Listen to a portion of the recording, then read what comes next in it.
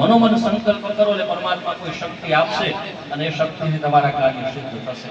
અને એ સંકલ્પોની પૂજા આપણે જે પૂજા કરીએ ને એમને કોઈ વસ્તુ કોઈ પરમાત્મા આપતો નથી, યાદ રાખજો. એટલા માટે એક પત્રમ, એક પુષ્પમ, એક લોભી જંગી ધાર, કઈને આપો તો કઈને ફૂલ આપી દો, ફૂલ આપો તો પાંદ આપો, પાંદ આપો તો પાણી, એને આપો વાથી બધી વસ્તુ પ્રાપ્ત થાય છે. એટલે ભગવાનની પહેલી પૂજા 550 5 વસ્તુ આપી દીધી. રાજા જે પૂજા કરે ને એવી રીતે પૂજા કરો તમે, કારણ કે યજમાન પણ ભગવાનનું જ રૂપ છે. સાહેબ આમાં ઘણા બધા બહેનો પૂજા કરતા હોય છે, પાર્થિવેશ્વર મહાદેવ બનાવે શિવલિંગ માટીની. એ શિવલિંગ બનાવે ને એમાં એક એક દિશાને એક એક શિવ બેસાડવાના હોય. એમાં દરેક દિશા 4 ખૂણા ને 4 દિશાના શિવજીના નામ છે અલગ અલગ. એમાં નૈઋત્ય ખૂણામાં જે શિવલિંગ છે ને એનું નામ છે યજમાન મૂર્તયે નમઃ. શિવલિંગનું નામ છે યજમાન મૂર્તયે નમઃ. એટલે તાત્પર્ય એ છે કે શિવ પાર્થિવેશ્વર માટીમાં પણ હોય ને તો યજમાનનું રૂપ બનીને પૂજા સ્વીકારે છે. તો આ તો સ્વયં તમે શિવ બની અને પાર્વતી બનીને પૂજા કરો છો તો શું સ્વીકાર ન કરે? એક અપશબ્દ કોઈ વ્યક્તિને બોલો તો એ આપણે પૂછવા નથી જતા પોઈચો કે નહીં. આ તો સારા શ્લોકો બોલીએ, સારી ધૂન બોલીએ, ભગવાનની પૂજા કરીએ, આમાં પોઈચા વિના રહેતું નથી. જો એક મોબાઈલમાં એક આંકડો અલગ લાગી જાય ને તો બીજો નંબર આપણો ફોન વહી જાય. યસ્યોતિષ્ઠમ તસ્યોપતિષ્ઠતા નમઃ, કે જેને ઉદ્દેશમાં રાખીને તમે કાર્ય કરો ને એ વ્યક્તિને અવશ્ય મળે અને મળે છે. દરેક સાધુ સંતો કાયમી માટે આવતા હોય. આપણે સંકલ્પ ચાલુ કર્યો ત્યારે એક મહાત્મા આવ્યા હતા.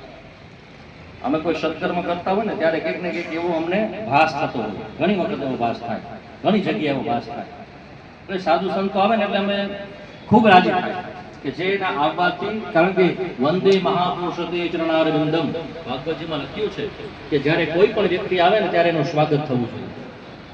રોમહર્ષણ નામના સૂતજી બધી કથા સંભળાવે. તમે કોઈ પણ પુરાણ ખોલો એટલે સૌથી આવે સૂત ઉવાચ સૂતાઈ કથા સારમ મમ કર્ણ રસાયન.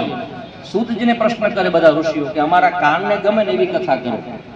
એ સૂત પુરાણી જ્યારે કથા સંભળાવતા હતા એવામાં બલભદ્રજી આવ્યા, એનું સ્વાગત ન કર્યું તેને મારી નાખ્યા. એટલે ત્યારથી એક નિયમ પડ્યો કે કોઈ પણ સાધુ સંત બ્રાહ્મણ યતિ સતી કોઈ પણ આવે ને ત્યારે એનું સ્વાગત કરવું જોઈએ. અને સ્વાગત થાય ને ત્યારે એનાથી ભગવાન કૃષ્ણ અને દાઉજી રાજી થાય છે અને આપણું મંગળ થાય છે.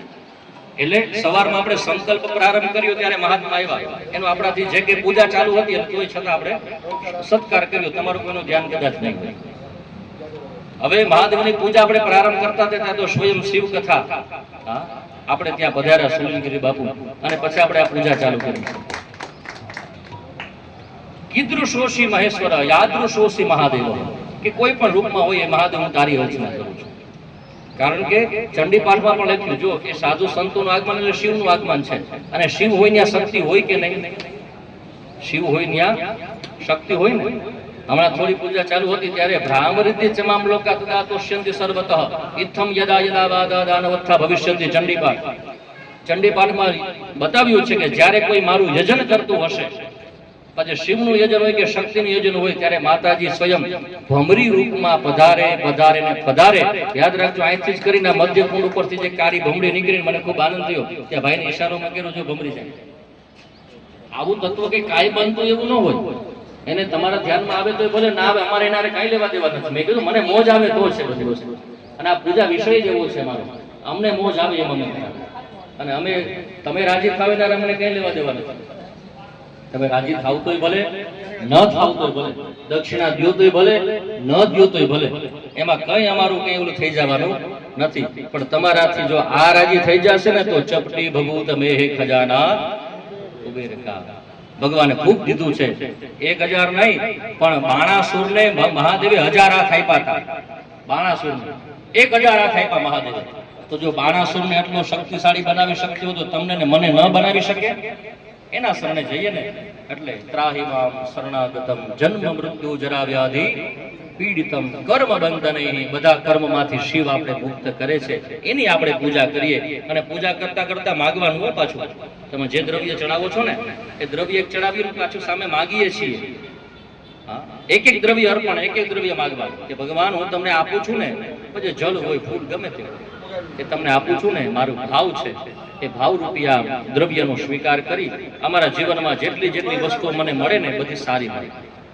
ઘણી વસ્તુ એવી હોય જીવનમાં કે આવી ગયા પછી ઘણું આપણું પતન થતું જાય, અને ઘણી વસ્તુ એવી આવે કે જીવનમાં ખૂબ ઉન્નતિ તરફ લઈ જાય.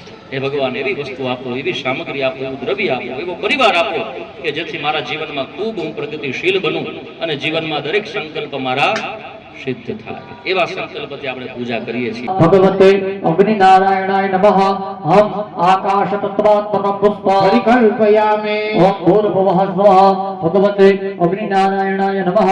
યમ વાયવાત્મકં ધૂપં પરિકલ્પયામે. ઓમ ભૂર્ભુવઃ સ્વઃ. ભગવતે અગ્નિ નારાયણાય નમઃ. હરમ હવનયાત્મકં દીપં પરિકલ્પયામે. ઓમ ભૂર્ભુવઃ સ્વઃ. ભગવતે અગ્નિ નારાયણાય નમઃ. વમ અમૃત તત્વાત્મકં નૈવેદ્યં પરિકલ્પયામે. જલની ચમચી રાખી દેવાની. દરેક યજમાનોએ અગ્નિની અંદર 5 વખત ઘીની આહુતિ આપવાની. યજમાનોએ સાથે સ્વાહા બોલવાનો. ઓમ અગ્નયે પ્રાણાય સ્વાહા. ઓમ અગ્નયે અપાનાય સ્વાહા. ઓમ અગ્નયે વ્યાનાય સ્વાહા. ઓમ અગ્નયે ઉદાનાય સ્વાહા. ઓમ અગ્નયે સમાનાય. સ્વાહા. જળ ભરી અને પધરાવો. નૈવેદ્યમાં ઘી પાનીયમ સમર્પયામે. દરેક યજમાનોએ ડાબો હાથ કમર જેવો રાખવાનો. જમણા હાથથી બધા સ્થાપનના દેવતાઓને જમાડવાનો ભાવ કરીએ. ઓમ પ્રણાય સ્વાહા. ઓમ અપાનાય ઓમ ધ્યાનાય ઓમ ઉદાનાય ઓમ સમાનાય. જળ ભરી 4 વખત જળ પધરાવો. પૂર્વોત્તરા પોષાનમ સમર્પયામે. હસ્ત પ્રક્ષાલનમ સમર્પયામે. મુખ પ્રક્ષાલનમ સમર્પયામે. મુખે આચમનીયમ. સમર્પયામે. હાથ જોડી અને અગ્નિ ભગવાનની અહીંયા પ્રાર્થના કરવાની. ઓમ મહા અગ્નિ પ્રજ્વલિતમ વંદે જાતવેદો હુતાસન. હિરણ્યાભરણમમલાં સમૃદ્ધં વિશ્વતો મુખા. ભૂર્ભુવઃ સ્વઃ.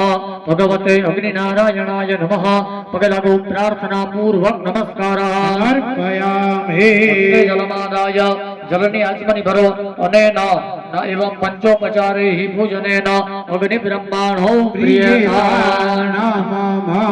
શ્રી કામેશ્વર મહાદેવ કી જય.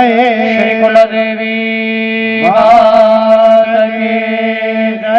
હનુમાનજી મહારાજ કી જય.